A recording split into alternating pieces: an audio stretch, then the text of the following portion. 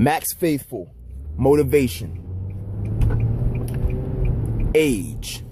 Simply put, age.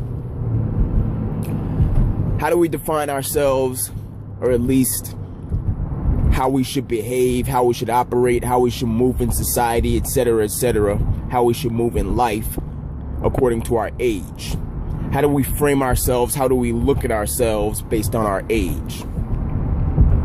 Well, I'll tell you one thing, because this applies directly to me. When we turn 30, which I just did a few days ago, we suddenly start to panic in a lot of cases. Ladies, you may do this if, for instance, by this time in life you're not married.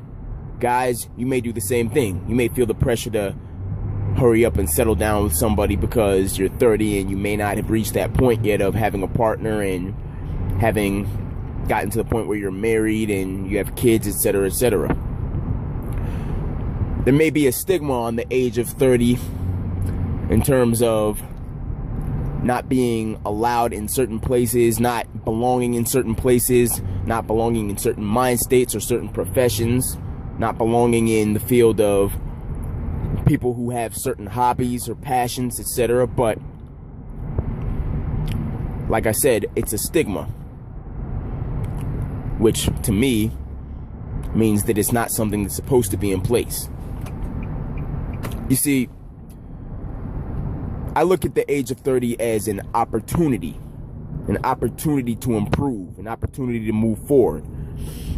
See, the age of 30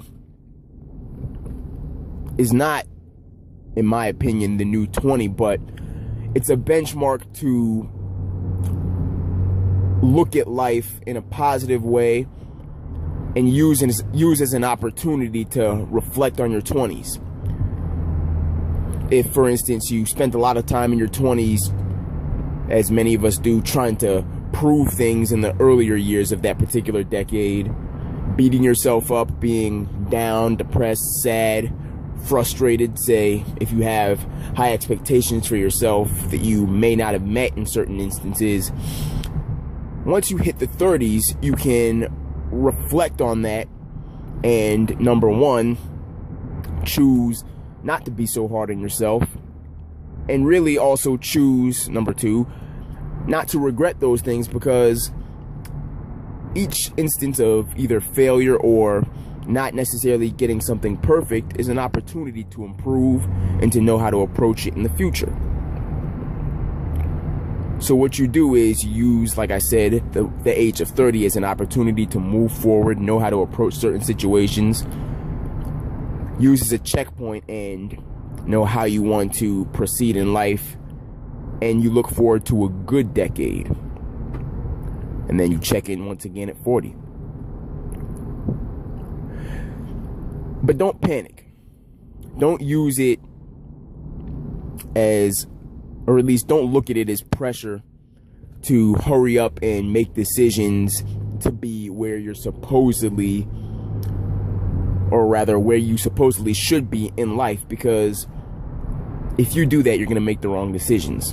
For instance, ladies, if you are not married yet by 30, don't get married just because you're 30. Don't pick the next guy that comes along, because you're going to make the wrong decision. You're going to settle with somebody that you deep down inside don't really like. Guys, this goes for you too, because I see a lot of you do this.